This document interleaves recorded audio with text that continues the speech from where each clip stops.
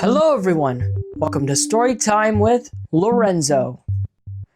Our featured book today is The Humble Pie, written by Jory John, illustrated by Pete Oswald, creatively read and adapted by Lorenzo.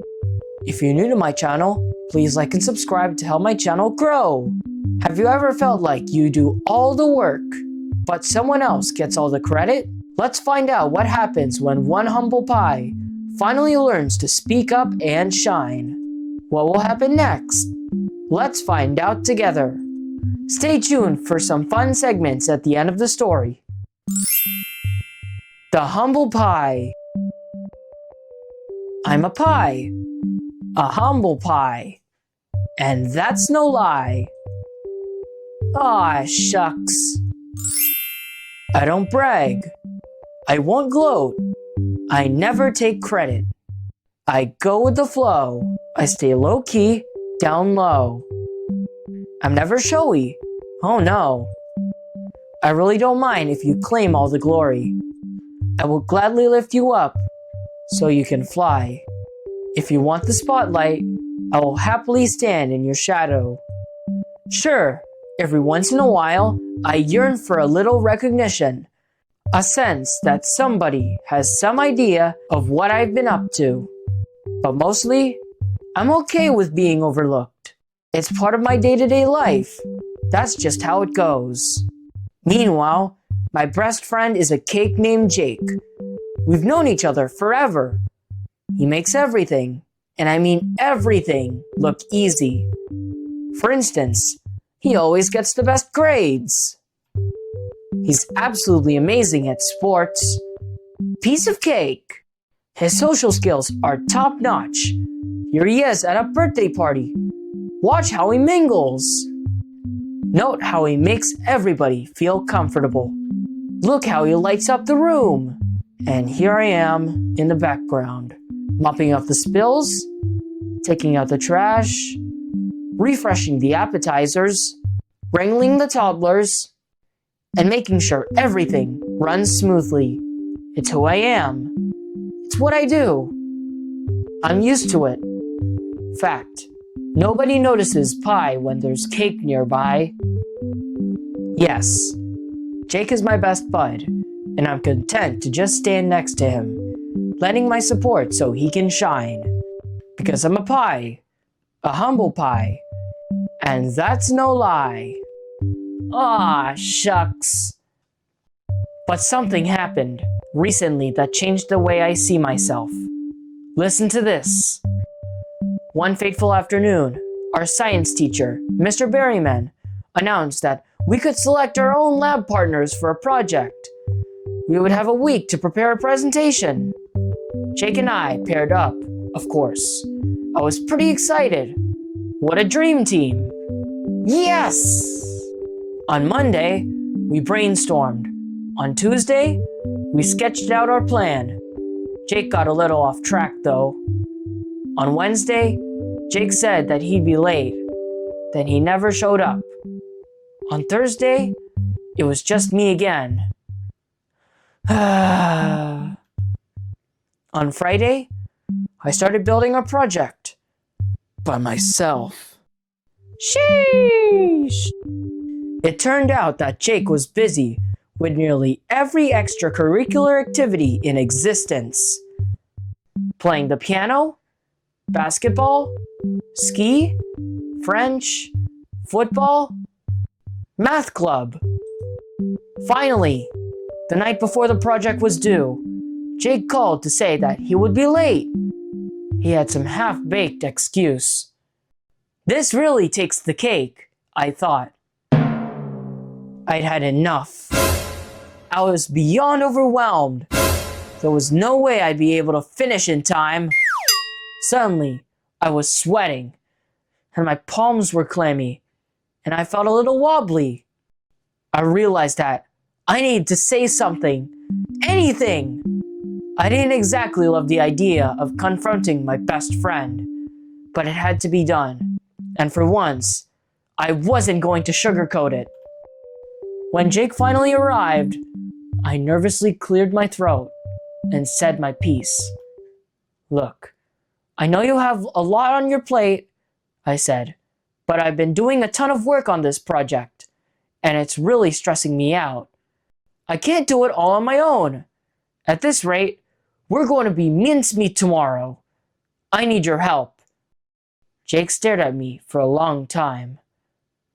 Then he looked out the window. He furrowed his cake brow. What if I'd make a huge mistake? What if Jake didn't want to be my friend anymore? Maybe I should have just done the work and kept quiet as usual. Gulp. Jake let out a deep breath. Then he nodded. You're 100% right, he said. I'm really sorry, and I'm glad you said something. I don't deserve any credit on this assignment. I'm such a flake. I shook my head. You're not a fake, Jake, I said. You've just been busy. And the good news is that there's still plenty for us to do as a team. I know you'll rise to the occasion. You have layers of talents. Jake smiled. Ah, shucks, he said. In that moment, I realized something important. For so long, I had convinced myself that being humble meant staying unappreciated and unseen, and occasionally getting walked all over. But there's nothing wrong with having a tough conversation, asking for help, or making sure you're being treated fairly. And Jake realized something too.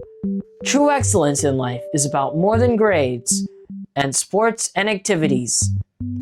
It's about being there for your friends when they need you. The mood immediately improved after that. Yes! Yes! We got to work. We ate snacks. We listened to music. We stayed up most of the night. It was actually fun. We crossed things out and switched things and rehearsed our presentation. And guess what? In the end, everything came together. Yes, the dream team was back. The presentation was a rip-roaring success. Mr. Berryman even complimented us on our teamwork. Bravo! That was the icing on the cake.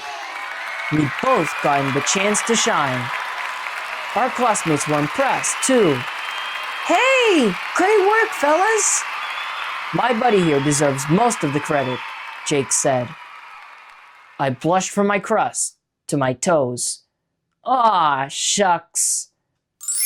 These days, I'm still a humble pie, but now I stick up for myself, and I take credit, and I have tricky conversations when necessary. And you know what? It's incredibly gratifying. I'm proud of the pie I've become. It's possible to stay humble while showing the world who you are and what you can do. You don't have to remain in the shadows. Yes, I'm finally ready to fly. And that's no lie. The end. Lesson of the story. Being humble doesn't mean staying quiet or invisible. It doesn't mean hiding your talents or staying in the background. You can still be kind and humble while knowing your true worth.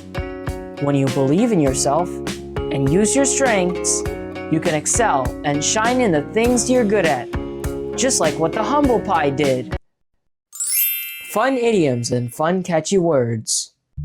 This story uses lots of food idioms, phrases that sound like they're about food, but actually mean something different. Let's look at them. Piece of cake. This means something is really easy to do. Jake is literally a cake, so it works as a fun pun too. I finally said my piece. This means you can finally speak up and share your feelings. It's also funny, because piece sounds like a piece of pie. You have a lot on your plate. This means someone is very busy and has many things to do. Since the characters are food, it sounds literal too. A half-baked excuse. This means an excuse that isn't very good or well thought out. Half-baked is also a baking term, so it's extra fun. This really takes the cake. This means something is the most surprising or unbelievable. And Jake is a cake. Perfect play on words. Flake. Not an idiom, but fun. This describes someone who forgets things or doesn't show up. It's fun because cakes and pastries can be flaky too. Lift you up so you can fly. Not an idiom, but meaningful. This is a sweet metaphor about helping and supporting your friends. We're going to be mincemeat. This doesn't mean real mincemeat. It means we might get into big trouble if things don't get better. It's just a silly, exaggerated way of showing worry. Rise to the occasion. This doesn't mean rising like bread in the oven. It means doing your best when something important or challenging happens. You have layers of talents. This isn't about real layers, like in an onion or cake. It means you have many different skills and abilities, more than people might see at first. How many idioms and fun food words did you hear in today's story? Thanks for reading with me. Don't forget to check out my other read-alouds. Links are in the description. Thanks for watching! If you like this video, like and subscribe.